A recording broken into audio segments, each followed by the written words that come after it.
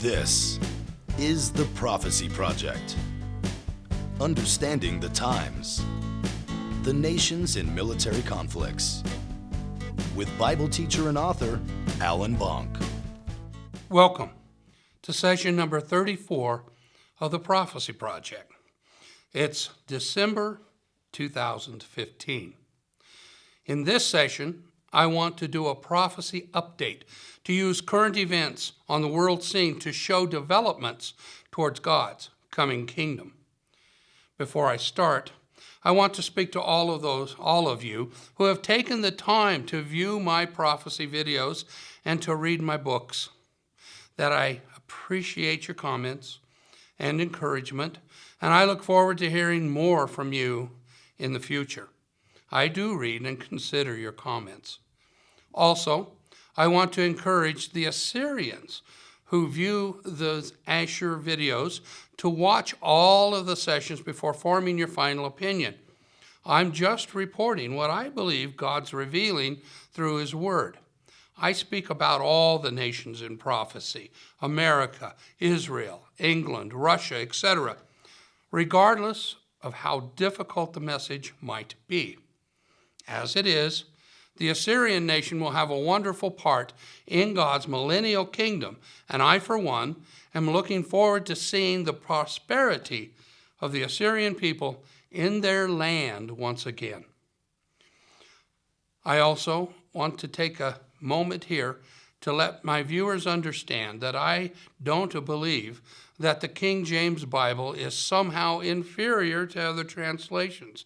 I do read and refer back to the Greek and Hebrew texts to verify context and meaning, and I have a lot of respect for the scholars and methods which produced the King James work.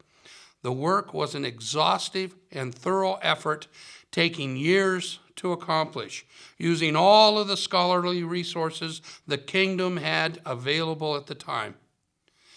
I have researched some of the differences in the translations and found that the King James to be accurate. This applies to places like Micah chapter 5, where there is a question of when or if the Assyrian will come into Israel in the last days.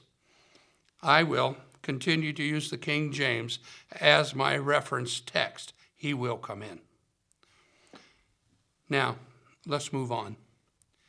In my book, Asher, the Assyrian, I explained that the ethnic background or lineage of the man called Antichrist is Assyrian. The Assyrians are an ancient people in modern Iraq. I am not the only teacher of prophecy who see and teach the same thing.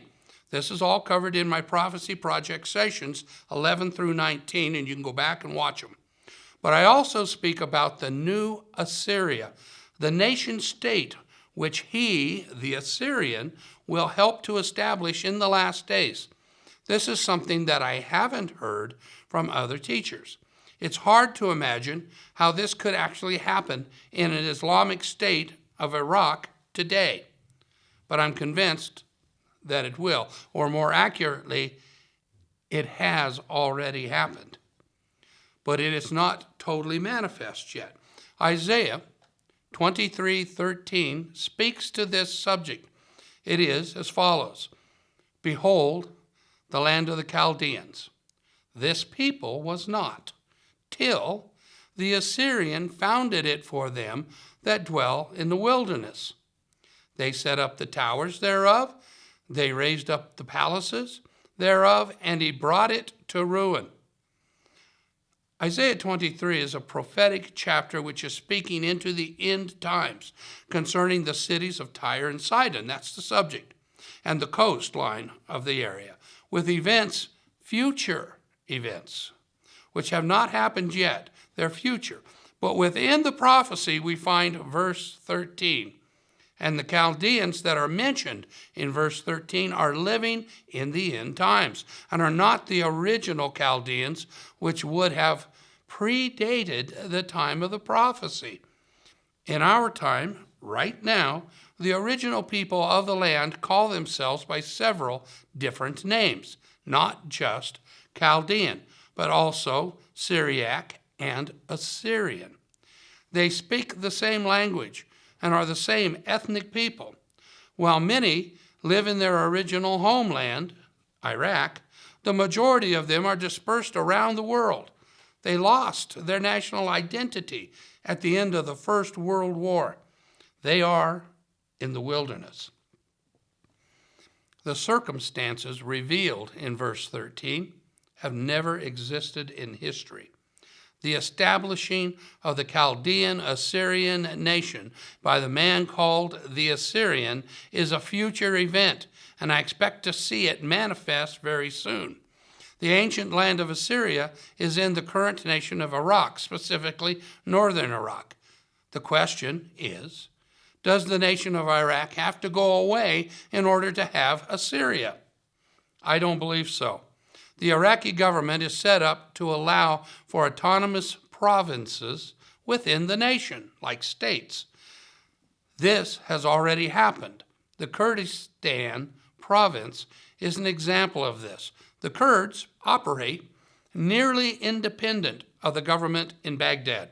The Kurds are actually occupying, as it is, some of the same land that the ancient Assyrians have. In my book, Ashur the Assyrian, I write that there will be an Assyrian province established in the Nineveh plains of northern Iraq. It is actually a bullet point on the back of the book. The following news article was placed in the Assyrian International News Agency, the AINA, on January 28, 2014. Now, while I try to follow everything that happens with the Assyrians, I did not see this article until March of 2015. I had seen two other articles on the subject that referred or alluded to this article in August of 2014. But now this article is very insightful and clearly explains what has happened. I want to read a major portion of this article for you now. Now, I'm quoting. We congratulate the government of Iraq for this historic and groundbreaking decision that recognizes the rights of the three distinct groups of citizens, particularly the indigenous Assyrians, also known as Chaldeans and Syriacs, who are the inhabitants of Iraq from the time immemorial. Assyrians have been pursuing their legal rights as the rightful owners of their ancestral lands for a very long time. The Assyrian Universal Alliance, the AUA, has been calling for the establishment of a geographically viable, demarcated region as an Assyrian province in the historical Assyrian lands in North Iraq as part of the modern-day Federal Republic of Iraq. We wholeheartedly thank every organization and individual who has contributed to this historic achievement. Our most heartfelt appreciation goes to Prime Minister Nouri al-Maliki, who had publicly promised the AUA representatives in Australia in March of 2009 that the government of Iraq would redress the tragedies suffered by Iraqi ethnic populations.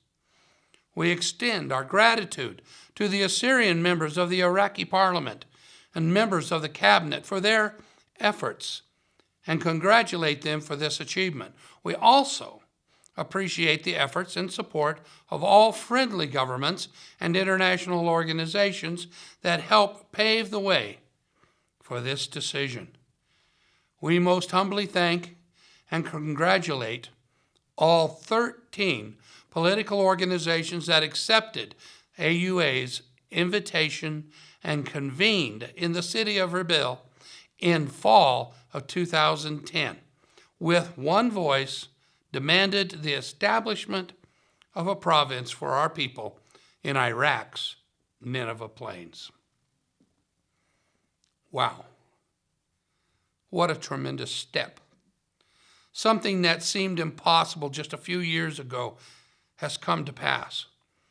While it is just a single step forward, and only one of many that must happen, it has set in motion and given renewed emphasis to the revived Assyrian nation. I stated in my book and in my videos that the Muslims will never allow this nation to exist without a fight. This is precisely what happened shortly after the vote to create the new province took place. ISIL, the Islamic State of Iraq in the Levant, who was fighting in Syria against the Syrian government, turned itself and attacked into northern Iraq, specifically the city of Mosul, which is Nineveh, the largest city of the ethnic Assyrians, in the Nineveh plains, and has occupied the city and the general area until this day. Their main focus has been the removal of all Christians from the Middle East. I need not cite all the atrocities which ISIL has committed during this time, but now you understand why they attacked Mosul. Also, al-Maliki was politically attacked and eventually replaced. This appears to be the price he paid for supporting the Assyrians. The province has been placed on the back burner right now till ISIL can be driven out of Iraq, which is in progress and happening right now. ISIL has offended a large number of the nations of the world, and the nations are assembling forces right now and alliances to defeat ISIL. Even the Assyrians of northern Iraq have formed militias to defend themselves and drive out ISIL. What you see on the monitor behind me is an article showing the 4,000 Assyrian men are being trained for this purpose. You need to understand that they will need an army to defend Assyria as soon as it's in place. It's also fair to assume that the Assyrian government is being formed right now as well, although not publicly. In my books, I clearly state my belief that the leopard of Daniel chapter 7 is an Islamic caliphate rising in the Middle East. The symbolism is that of a Persian leopard. However, the leopard is more complicated than just Iran. The leopard has 4 heads. When we look at the Islamic caliphate currently developing right now, we find that there are actually 4 heads. 4 different Islamic groups vying for control. They are the Muslim Brotherhood, ISIL, Iran, and Turkey. Yeah, a Turkey. They desire to reestablish the Ottoman Empire, the Ottoman Caliphate. They have been more subtle than the other heads. This is because Turkey is a part of NATO and must walk very carefully. I believe the wings on the back of the leopard represent the desire of the Caliphate to move beyond the Middle East and to establish Sharia law throughout the world. ISIS is quickly becoming a global problem and will require significant changes from the nations to confront and destroy its dominance in the Middle East. Daniel, the prophet Daniel, tells us that the leopard's dominance is short-lived because an alliance of 10 commanders or generals forms and becomes the strongest military alliance in the world at that time and totally defeats the leopard. We also know that after that, from other locations in Scripture, that Israel will be attacked and will attack other nations in the area. Syria, Iran, and Jordan will be involved as well. My book, Daniel and the NATO Connection, I identify this alliance as an offshoot of NATO. I know people think I'm crazy, but recently at a NATO summit, the Obama administration indicated that it thought NATO should indeed take on the responsibility of defeating ISIS. To their surprise, they found that NATO agreed and was already working on a special alliance and a military force to do just that. They need a fast response, extremely powerful military force which can go anywhere on a minute's notice, insert themselves and establish their control.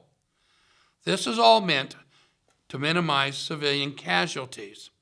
The Obama administration was working on a 10-nation group which was made up of nearly all European nations. But NATO believes that a group representing both Muslim nations, the Middle East, and European nations will be acceptable. The NATO view is most closely like that which we find in Daniel. 5 toes from one leg, 5 toes from the other of the old Roman Empire. We see this as the Eastern Roman Empire and the Western Roman Empire, an alliance that is partially clay and partially iron. Mixed peoples, which makes it have a weakness.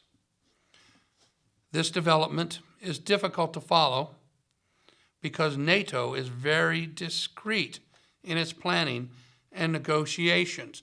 They will work and plan something out, and they don't go off and float it like governments do to see what the response would be.